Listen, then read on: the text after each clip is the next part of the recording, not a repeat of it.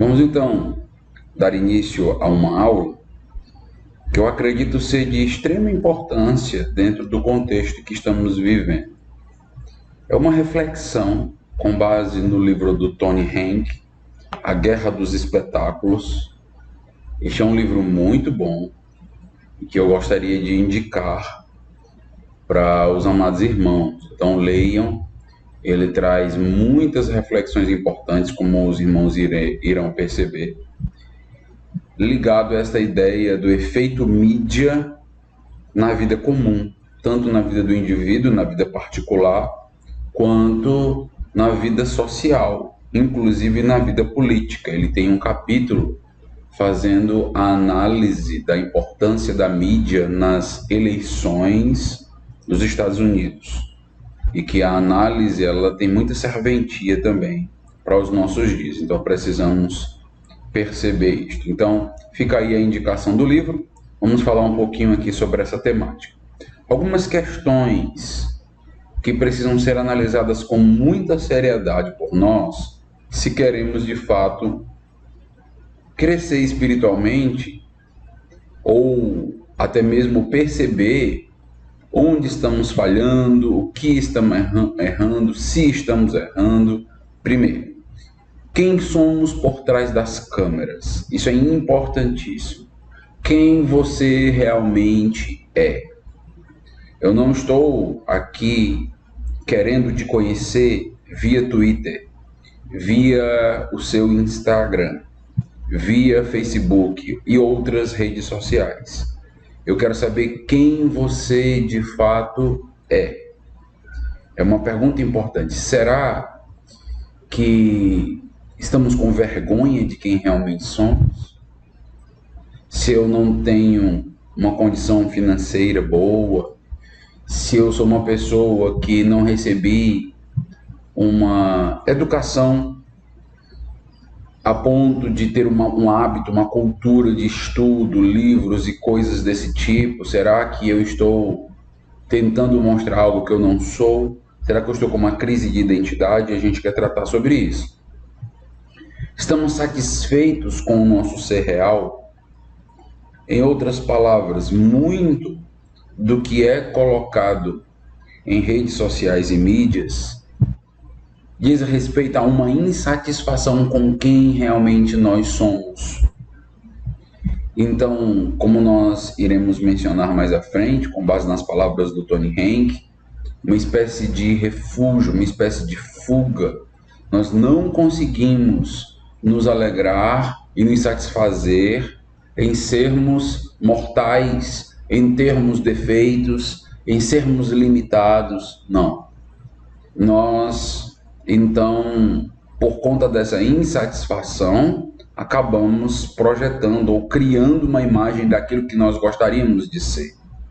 Estamos fugindo de nossa identidade, criando um eu midiático, um eu artificial. Será que as minhas mídias não denunciam algo bem mais sério do que eu imagino? Será que são apenas postagens inofensivas, inocentes, mudanças de fotos muitas vezes até mesmo sensualizadas, com muitos filtros, postagens? Será que tudo isso não diz respeito a esta fuga da nossa identidade real? Será que eu não estou em busca de criar um eu artificial, até porque eu não consigo lidar e suportar quem de fato eu sou? Será que entramos na loucura de nos definir pelos likes? Quem define a minha identidade? Quem você realmente é? É interessante que os likes, eles têm o poder e a força até mesmo de me fazer ficar mais feliz, mais alegre, mais satisfeito e da mesma maneira me entristecer. Eu coloco uma foto na internet e as pessoas não curtem, não comentam, e eu já começo a me sentir feia, eu já começo a não me sentir mais tão atraente ou coisas do tipo, e aí eu preciso já renovar minha foto, mudar o meu perfil, eu já preciso colocar algo que chame e atraia a atenção das pessoas, likes.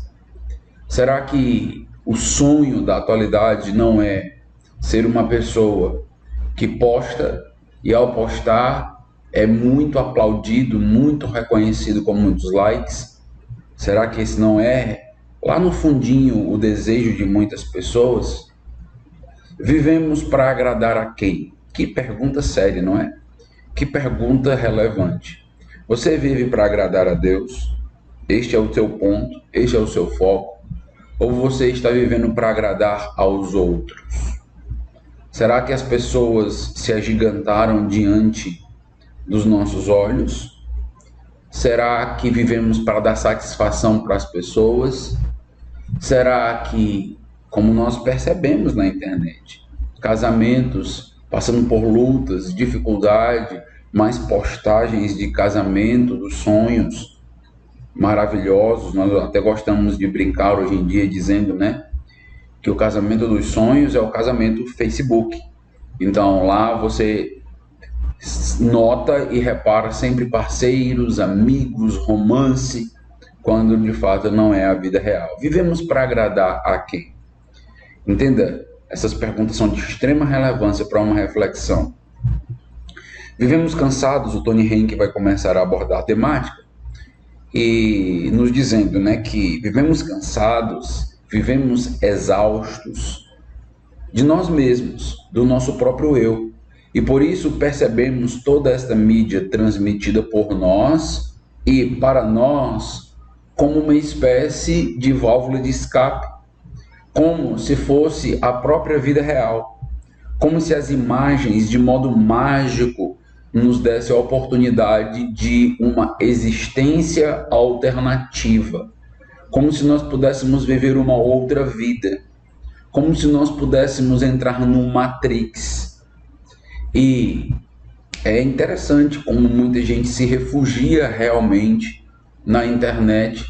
Conheço inclusive casos extremos onde as pessoas nem mais querem se sociabilizar.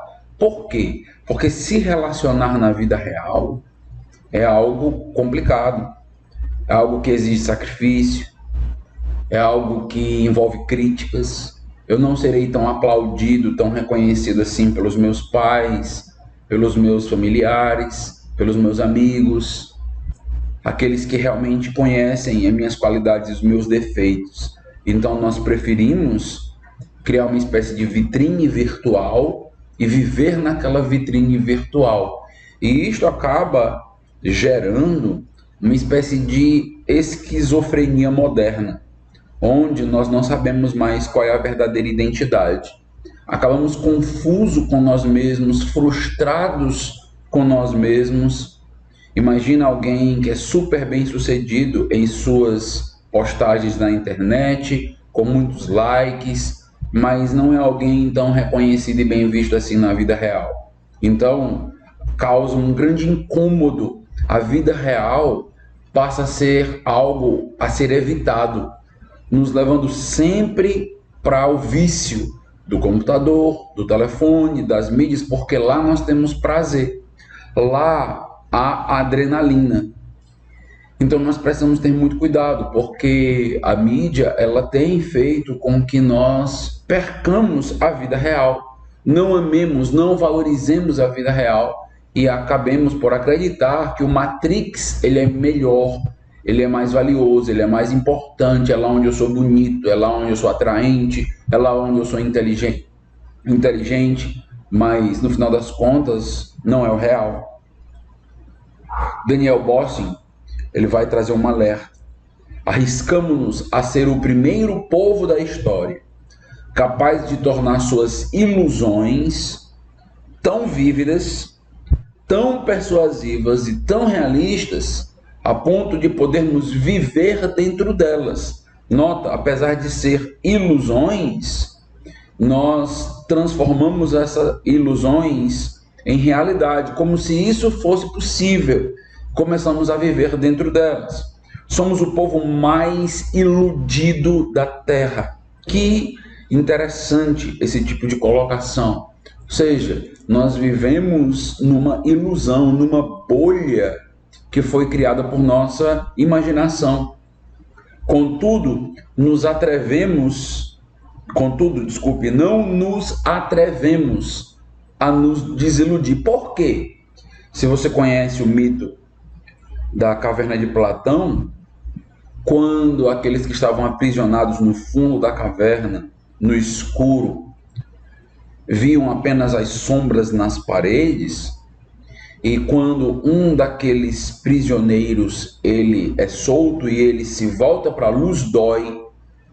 E é o que acontece com a realidade. Então, por que que nós não nos atrevemos a nos desiludir? Porque dói. A realidade ela é fria, a realidade ela é dura. Por isso que o livro de Eclesiastes ele é tão mal compreendido, porque ele é duro, ele é cru, ele é real. Não é um livro negativo, não é um livro pessimista, mas diante de uma realidade fantasiosa como a nós, então ele se torna uma espécie de livro a ser evitado, mas é de suma e de extrema importância quebrar um pouco desse cristal imaginativo. Então, não nos atrevemos a nos desiludir, pois nossas ilusões são o próprio lar em que vivemos.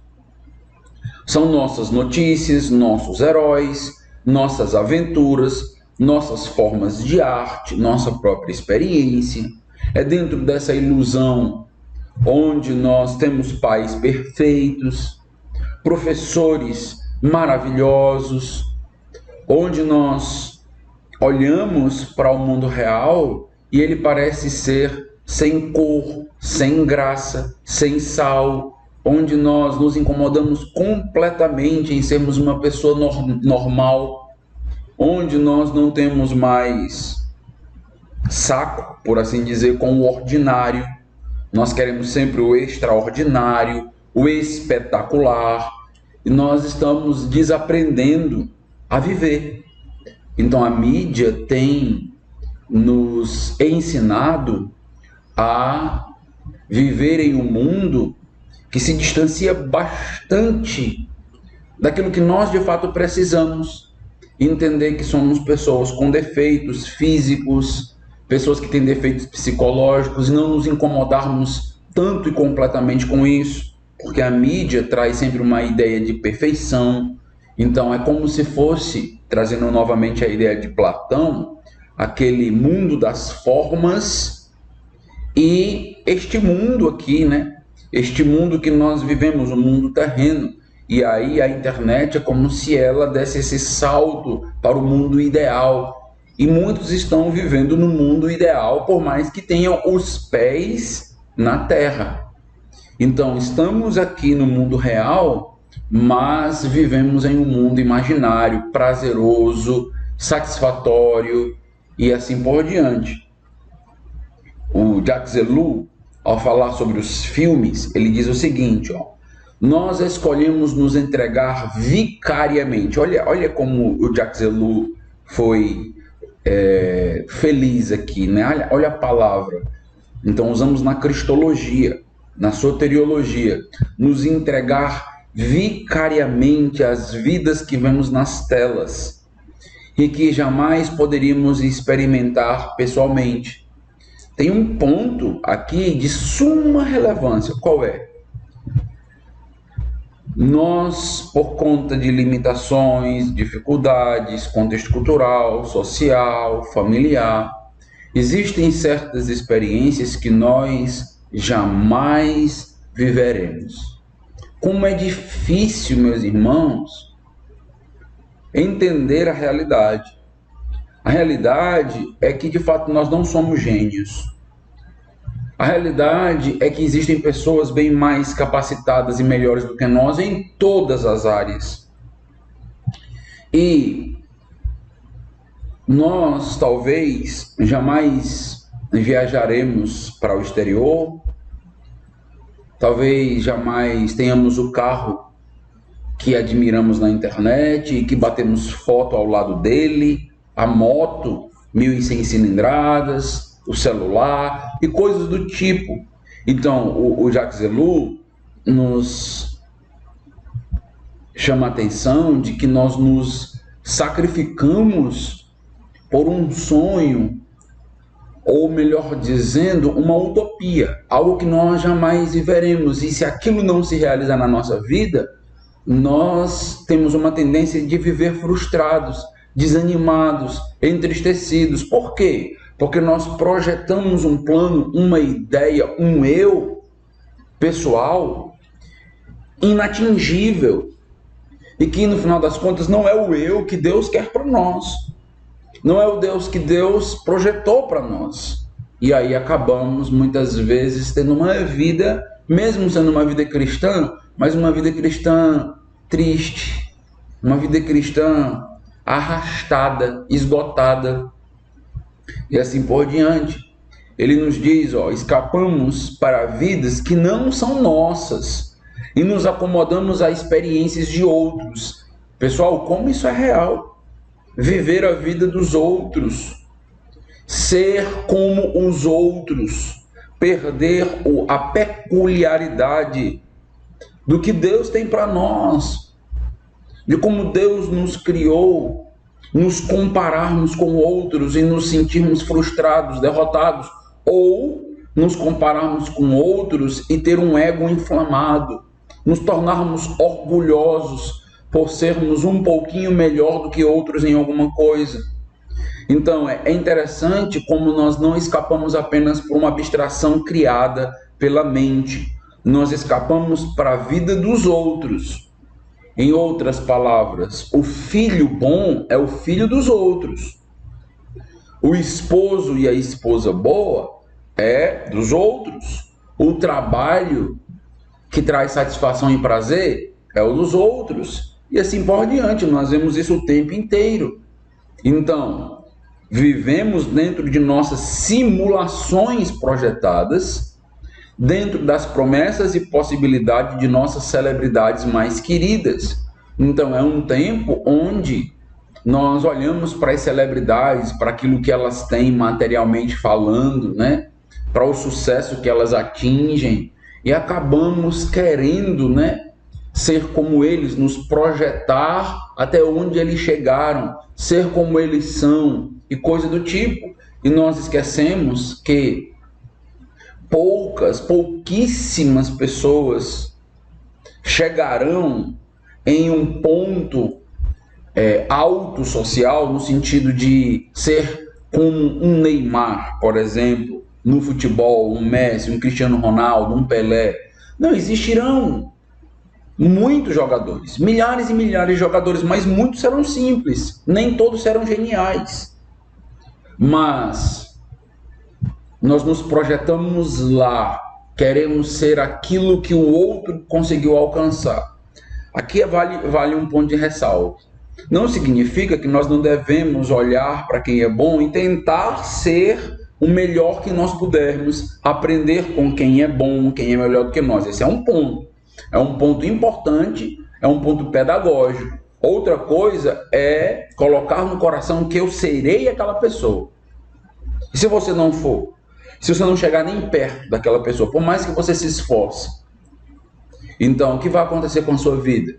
Você vai se sentir derrotado, você vai perseguir durante anos e anos, durante a vida toda, um sonho que no final das contas não passa de uma miragem e vai se frustrar no final da vida, vai perder toda a sua vida, porque você acreditou em uma utopia, entende? No mundo dominado pela imagem em vez da palavra, o Tony Hank chama a atenção, a vida interior dá lugar à exibição exterior. A substância dá lugar à simulação. É cada vez mais isso. E o efeito mídia tem transformado muitos em hipócritas, em simuladores. Então nós não damos mais o devido valor àquilo que é oculto, aquilo que ninguém percebe, aquilo que ninguém vê. Só que aquilo que ninguém percebe e ninguém vê, normalmente é o que existe de mais importante e melhor em você. Trata-se do seu caráter. Caráter que ele não precisa de uma passarela, ele não precisa de holofotes, normalmente ele não se mostra assim, ele não participa de circos, picadeiros, show. E nós começamos a desvalorizar tudo isso, como o Tony Henk chama a atenção, e damos lugar à simulação no lugar da substância.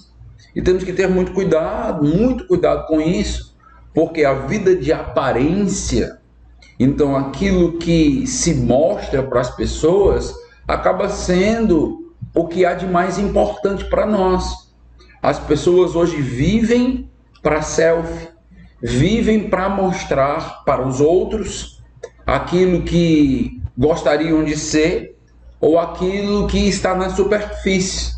Então, até mesmo quando se faz alguns atos de caridade, isto tem que ser filmado, isso tem que ser mostrado, o que acaba nos trazendo a ideia de que não passa de simulação, hipocrisia, superficialidade, porque o próprio Jesus nos ensina que a diferença do verdadeiro cristão para o fariseu é que ele dá com uma mão e esconde, a outra mão nem sabe aquilo que uma mão está dando.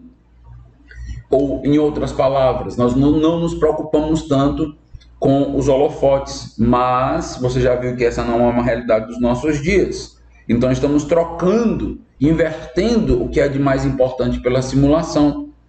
Isso aqui aparece um pouquinho em 1 Coríntios, quando o que era mais importante eram os dons espetaculares, os dons que recebiam aplausos.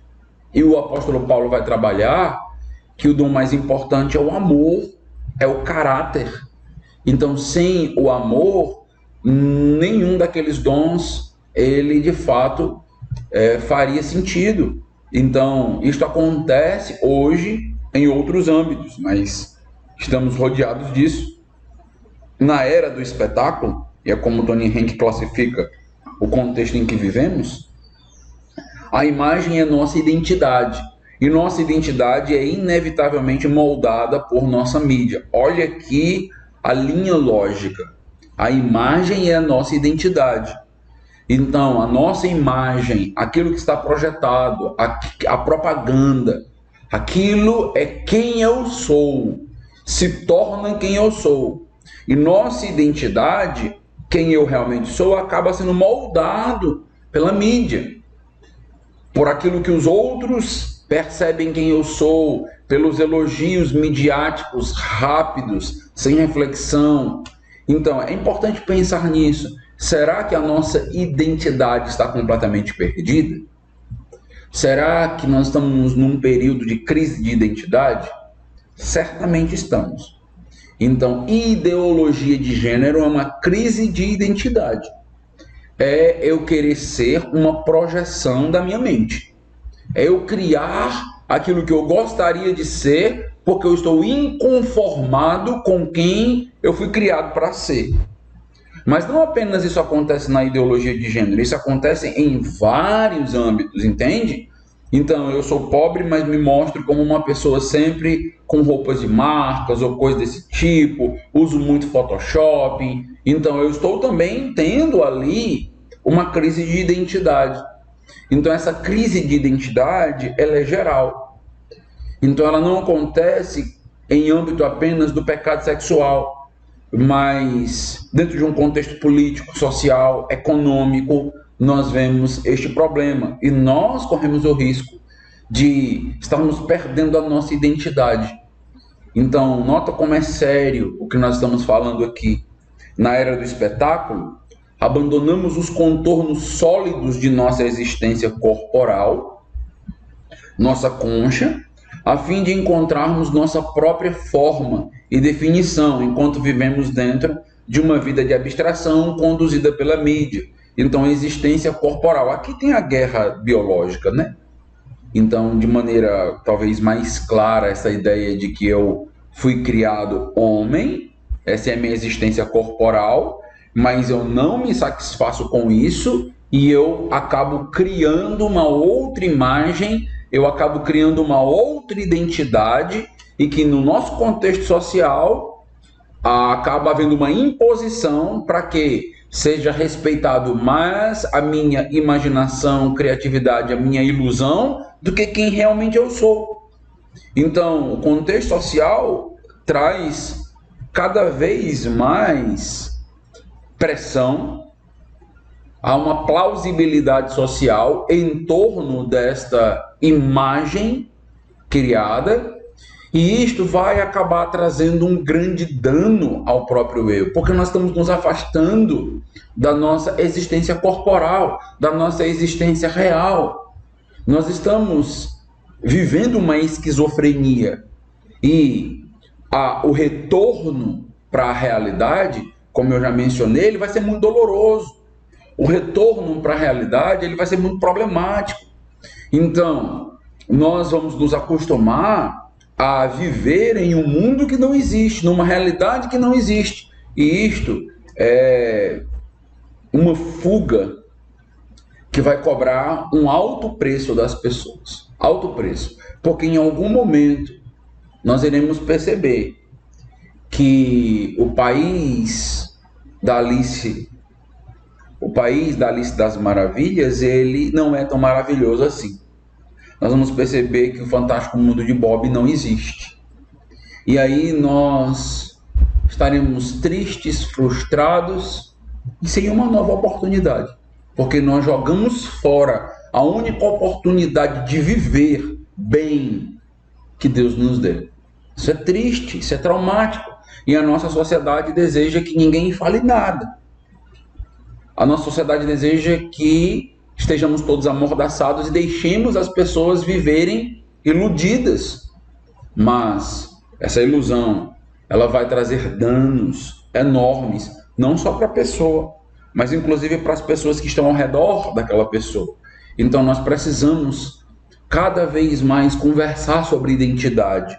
Acho que é uma temática que a igreja cristã precisa começar a dialogar mais, desenvolver, pensar mais. Então, pensar numa teologia da identidade, coisas do tipo. Por podermos viver inteiramente dentro do mundo das nossas imagens, consumidas e projetadas, perdemos nossa identidade e nosso lugar na comunidade. Então, nós temos que mudar também a comunidade. Olha como é interessante. Porque eu mudei a minha identidade, mas a minha comunidade não me cabe mais. Eu me tornei alguém muito maior do que a minha comunidade, do que a realidade. Então, eu não consigo mais encaixar na minha família. Olha como a coisa é complexa. Então, por conta da minha projeção imaginária, eu mudei a minha identidade, mas eu não me contento só com isso. Eu preciso mudar as pessoas que convivem comigo. Eu preciso mudar meu pai, preciso mudar minha mãe, preciso mudar meus irmãos. Todos precisam começar a pensar da maneira que eu penso. Ou seja, há uma pressão para uma mudança de identidade social. E saindo do âmbito familiar, então isso acontece no âmbito maior, no âmbito da própria sociedade em si, na macro-sociedade, onde nós queremos que todos passem a enxergar a minha nova identidade de uma maneira tal que seja completamente normal, aceitável, natural, ou seja, algo, né? Uma projeção que começa em âmbito privado, se estende rapidamente ao âmbito social. E aí, muita gente não vai se encaixar em muitas das instituições. Então, crise na família. E aí, onde está o problema? O problema está nos preconceituosos na família. Não estou falando de casos extremados, onde as pessoas esquecem que o outro é um ser humano. Onde as pessoas esquecem que não é a minha decisão sexual, por exemplo, que me define. Então isso é um erro, isso é a projeção que está sendo tentado colocar na sociedade. Então eu não posso definir as pessoas assim. Eu defino as pessoas, primeiramente, como a imagem e semelhança de Deus. Elas são dignas Elas devem ser respeitadas independente de um ato, de uma prática ou da identidade sexual que ela acredita ter. Ela deve ser respeitada porque é a imagem e semelhança de Deus. Então, até mesmo as pessoas que convivem a lado já se perderam em sua antropologia cristã, porque desrespeitam o outro com base nessa identidade projetada. Ah, se aquela pessoa é homossexual, então ela não merece nenhum respeito por conta da sua prática pecaminosa. Calma, o respeito não é baseado na prática. O respeito é baseado na antropologia, na Bíblia, em ser a imagem e semelhança de Deus. Você não precisa concordar com os atos daquela pessoa. Como Deus não concorda com todos os nossos atos, porque também temos atos pecaminosos, mas ao olhar para as pessoas, nós não podemos cair no erro ou no mesmo erro dela, de começar a defini-la pelos seus atos, pelos seus gostos, pelos seus projetos mentais e estruturais de identidade. Estão entendendo? Perceba como é sutil e como nós começamos a definir as pessoas de maneira errada. Não só a pessoa se define, mas nós definimos, e aqui tem um problema muito sério. Então, vimos aqui que uma identidade privada e imaginativa molda uma sociedade e que, inclusive, tem moldado os próprios crentes e as próprias igrejas. Não sabemos lidar com essa questão dessa identidade projetada. Então, ou rejeitamos completamente, até mesmo desrespeitamos e somos intolerantes e até homofóbicos em algum momento, porque perdemos o conceito da identidade, ou aceitamos completamente a pessoa como ela é. Ou seja, como ela é de acordo com a sua projeção. E aí temos aquela ideia de que vamos aceitar completamente o imaginário, a identidade fantasiosa das pessoas. Para quê? Para que possamos conviver bem. Nos amoldamos a uma identidade projetada. Então, é um outro extremo, é um outro problema. Perdemos a percepção do que significa estar dentro do corpo que Deus atribuiu e formou para nós. E devemos lembrar que tudo o que Deus cria é bom, perfeito e agradável. O plano de Deus é bom, perfeito e agradável. Por mais que o pecado tenha entrado no mundo e nós saibamos que existem os efeitos do pecado no mundo, nós precisamos ainda nos perceber como a imagem e semelhança de Deus, e nós precisamos manter essa estaca bem cravada no chão, de que foi Deus quem nos colocou em determinado país, que nos fez nascer em determinada família. Tudo isto acontece muito além das nossas decisões. Não foi eu que decidi nascer deste pai e desta mãe. Não fui eu que decidi nascer com este defeito físico e que eu acabo me achando feio ou coisas do tipo. Não fui eu. E eu preciso começar a me tranquilizar de que eu não preciso ser outro para que eu seja feliz. Então, eu não devo perder de vista que Deus me teceu, como diz Salmo 139. Foi Ele que me criou.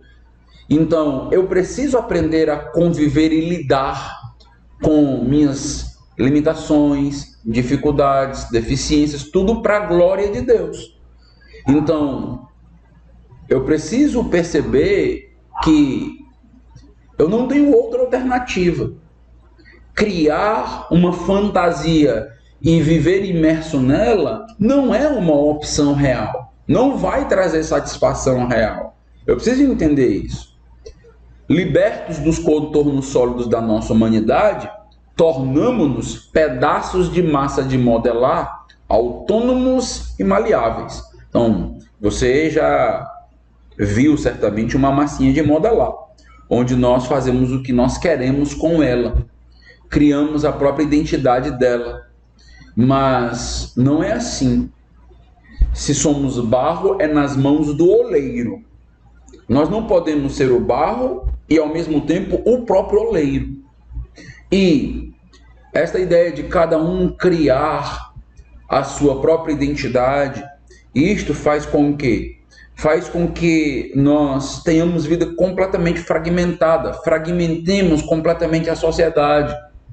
Então, nós somos apenas pedaços e cada um cria a sua própria imagem, a sua própria identidade, e nós precisamos ser um todo despedaçado. É isso que nós acabamos sendo, no final das contas.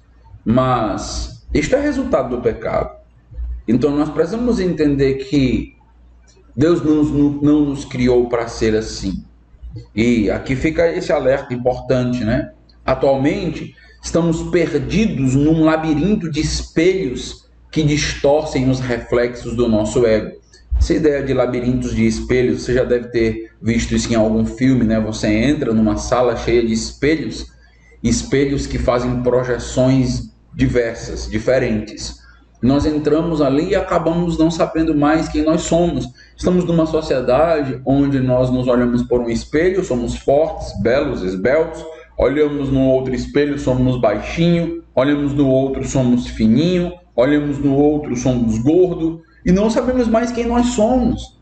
Por quê? Porque nós estamos deixando com que a nossa imaginação ou o imaginário social nos defina, os espelhos midiáticos, os espelhos dos outros nos definam. Isso é muito problemático, isso vai causar uma crise de identidade cada vez maior. A tecnologia das telas conduziu a um novo ápice de prazer viciante na era digital, pois as telas tornam possível vivermos num duplo papel. Somos tanto espectadores como estrelas. Isso aqui é importantíssimo, né? Porque nunca tivemos tanta voz como temos hoje, através apenas do meu celular. E isto acaba fazendo com que eu me sinta valioso, importante. Inclusive, eu sou espectador de mim mesmo. Eu publico algo e eu mesmo passo a admirar aquele rio de Narciso, né? Então eu fico admirando os comentários, eu fico admirando ali as curtidas e fico completamente irado, entristecido com os comentários contrários à minha posição, às minhas imagens e coisas do tipo. Então nós temos que ter muito cuidado com isso, porque é um prazer viciante. Olha o que ele diz, né? O celular é cada vez mais um prazer viciante. Ah, eu duvido disso, pois passe uma semana sem usar o seu celular. Uma semana. Ah, pastor, eu não posso porque eu trabalho com ele nas férias.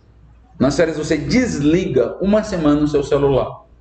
E veja que talvez você tenha crise de abstinência nos primeiros dias. Você veja as mãos coçando. Cadê? Tá faltando algo? Tá faltando algo. Por quê? Porque de fato é um prazer que nos vicia. É um espelho que eu gosto de olhar. E tem algo importante aqui, que é justamente quando nós olhamos para os espelhos que criam imagens narcísicas de nós e outros espelhos que não criam imagens tão bonitas. E nós podemos usar isso para as pessoas, né? Então, pessoas que nos dão dislikes e coisas desse tipo, elas são canceladas. Nós não conseguimos mais conviver com as pessoas que não pensam exatamente da mesma maneira que nós pensamos. Eu não estou falando de desrespeito.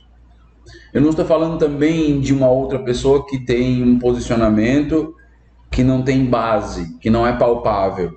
Mas eu estou falando simplesmente de olhar para os espelhos e entender que nem todos vão refletir imagens que eu gosto. A vida é assim. A realidade é assim. Então, aí eu acabo começando a criar o rol de amigos que concordam comigo, eu crio a minha bolha. Então isso acontece dentro de um contexto social, né? Por quê? Porque eu preciso de plausibilidade. Então eu preciso criar um ambiente onde minhas ideias, minha visão seja plausível, porque isso me fortalece. São espelhos que eu gosto de ver, são espelhos narcísicos. No final das contas, se aqueles espelhos, eles mostram uma identidade bela minha, então logicamente ele é um bom espelho. E nós começamos a julgar as pessoas, os espelhos, com base simplesmente em nós mesmos. e por sermos cheios de defeitos e de erros, nós vivemos no erro. Porque muitas vezes é aquele espelho real que me distorce. Então, às vezes, quando eu estou cancelando um espelho, eu estou cancelando o único espelho que eu não poderia cancelar, porque é o espelho real, entende? Eu fico apenas com os espelhos ilusórios, os espelhos que possuem graus e coisas do tipo. Enquanto assistimos a outros nos assistirem, somos tomados pelo êxtase de nos tornarmos a estrela. Tornamos-nos espectadores de nosso ego digital. Olha que interessante isso, né? Nós ficamos olhando agora, assistindo as pessoas nos assistirem. Então, ego digital. Então, olha o nível que nós temos chegado em âmbito social e que atinge diretamente a nossa vida espiritual. E aqueles que não forem atingidos, aqueles que não tiverem muitos seguidores, muitos inscritos em seus canais, vão se sentir completamente inferiorizados, como se não tivessem, inclusive, sentido na vida. Então, como pode? Por que não eu? Porque as pessoas não me seguem? E começa então a negociar até a própria alma, a cair em ridículo, muitas vezes, acaba se desumanizando até para poder então conseguir angariar likes e seguidores. Não é o que nós vemos? Por quê? Por causa do ego digital. Segundo estatísticas, atualmente tiramos mais de 1 trilhão de fotos digitais por ano. Nota e nota. Tornamos-nos atores diante dos nossos próprios celulares e os de nossos amigos. Então, aquele senso de que se eu não posso ser um ator famoso, nós gostamos de usar a expressão ator global, se eu não posso chegar naquele ponto ali, então o que é que vai acontecer? Eu mesmo serei o meu produtor, eu mesmo estarei sendo o filmador, o roteirista e o ator. Eu mesmo vou estar formando a minha história e sendo o ator principal e colocando para as pessoas, então, como eu devo ser admirado, como eu preciso ser protagonista. Cada vez mais isso está acontecendo, cada vez mais. E aquilo que eu mencionei, isso muitas vezes cai no ridículo. Por quê?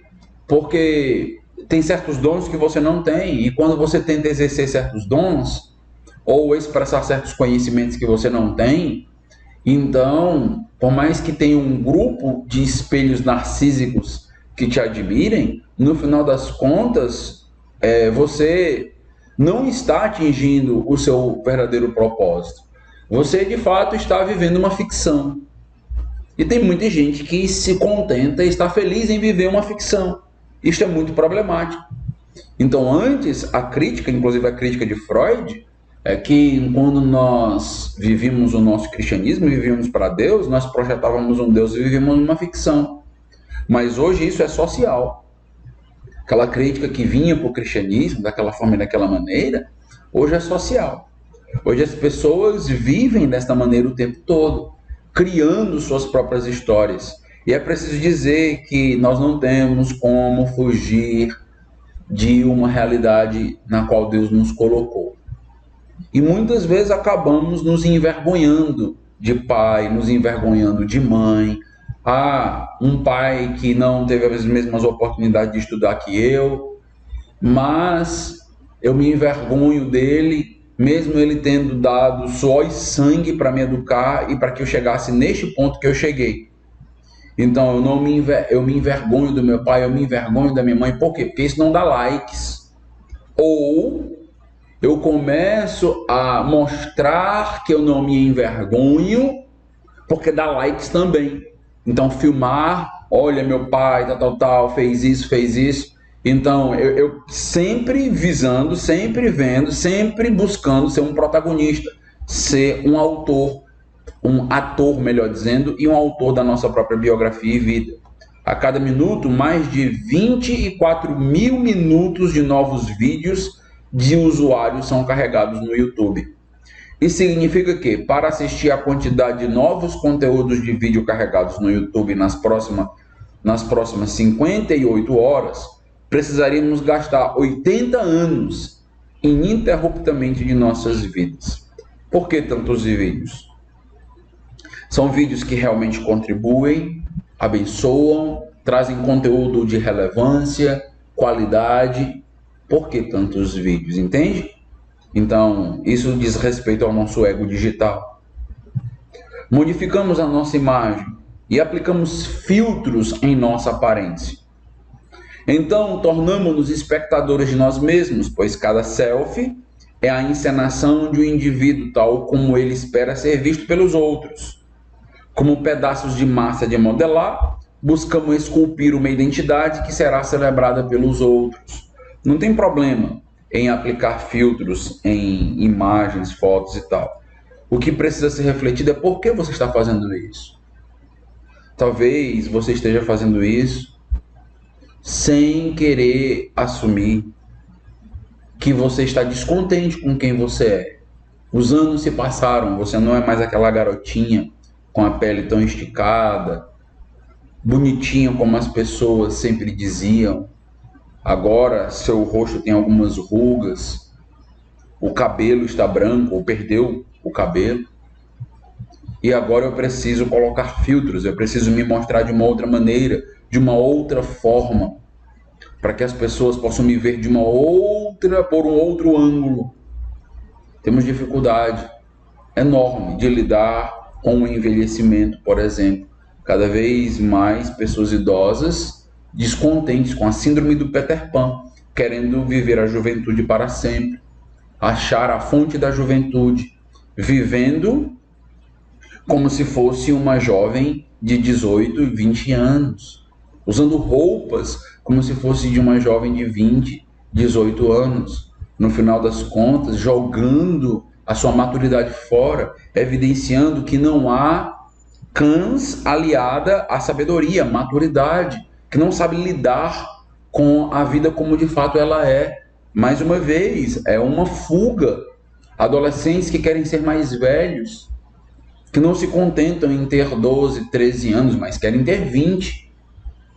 Não sabem lidar com a idade, tentam se projetar, tentam inclusive sensualizar crianças e coisas do tipo. Tá vendo a grande confusão que nós estamos vivendo? Isso é muito problemático, vai trazer muitos males aos indivíduos, inclusive a crentes que acabam passando e caindo nessas armadilhas. Imagem, hoje em dia, é tudo. E as mídias sociais são onde nós estrelamos o espetáculo de nós mesmos. Como resultado dessas transformações culturais, cada um de nós sente a transformação do ser para o aparentar, do conteúdo para o ilusório. Nossa imagem autoconstruída, nossa aparência digital torna-se tudo. Isso é terrível e problemático. O smartphone torna as coisas mais complexas. E está na mão hoje de praticamente todo brasileiro, né? Ele introduz entre você e suas atividades na tela uma pequena distância, um pequeno tempo de espera, apenas o suficiente para possibilitar uma infindável cascata de pequenos momentos de conquista e de reconhecimento. Então, lidando aqui com toda a questão das likes, dos comentários e coisas desse tipo, né? Então há este abismo entre nós e aí ele acaba possibilitando, né, que este abismo construído de maneira rápida, que hoje você rapidamente coloca uma foto, rapidamente muda um perfil, rapidamente coloca um vídeo na internet, então esse abismo seja diminuído cada vez mais, de maneira muito mais rápida. Antes, você não conseguia, se quisesse, aparecer numa revista famosa. Não era assim. Mas hoje, todos têm acesso à mídia, à internet. Esse abismo diminuiu, né? Cada notificação, cada resposta se interpõe entre você e as representações de si e o mundo que você está produzindo, quanto contemplando. Nas redes sociais, Se esperarmos um instante, receberemos uma reação, seremos vistos. Então, e pesquisas têm sido feitas e mostrado que, inclusive, as reações, comentários e as curtidas e os bips sonoros, né? Eles soltam adrenalina no corpo. Interessante. Eles nos trazem alegria, expectação. Nós não nos aguentamos para ver o que comentou, quem comentou, o que comentaram, quantos curtiram, quantos visualizaram e coisas desse tipo. O mundo real à nossa volta se dissolve. Estamos aí num mundo de liquidez que, como Bauman diz, escorre pelos nossos dedos. Não porque nossos espetáculos sejam falsos ou fake, mas porque temos o poder soberano sobre um cardápio de incontáveis opções de espetáculos. Nós controlamos tudo. Então, o homem nunca gostou de ser identificado como um servo. A Bíblia nos diz que nós somos escravos, servos de Cristo. Nós nunca nos contentamos com liberdade. O grande problema na teologia não é liberdade. O grande problema na teologia é autonomia. Nós queremos ser autônomos. Este é o grande ponto. Então, o que é muito problemático. Nosso centro é o controle remoto. E nesse buffet de opções digitais, perdemos de vista os contornos que dão forma à nossa existência corporal. Tornamos-nos cegos para aquilo que não podemos controlar. Concluindo, o que mais me define na vida não é a minha imagem, mas minha posição em Cristo como um filho de Deus. Será que estamos pensando nisso? Será que é de fato essa a nossa imagem, a nossa ideia? Será que estamos contentes por ser crentes? Satisfeitos por sermos tornados filhos de Deus? Olha o texto de João, capítulo 1 do Evangelho, versículo 12. Mas a todos que o receberam, aos que creem no seu nome, deu-lhes o poder, a prerrogativa de se tornarem filhos de Deus, os quais não nasceram de linhagem humana, nem de desejo da carne, nem da vontade humana, mas de Deus.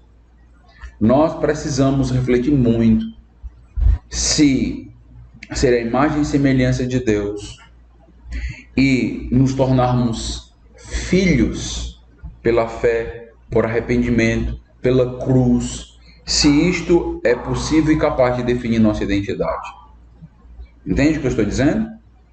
Será que nos contentamos em sermos crentes, não sermos autônomos, não sermos soberanos, mas sermos limitados, dependentes, fracos, pecadores? Cuidado.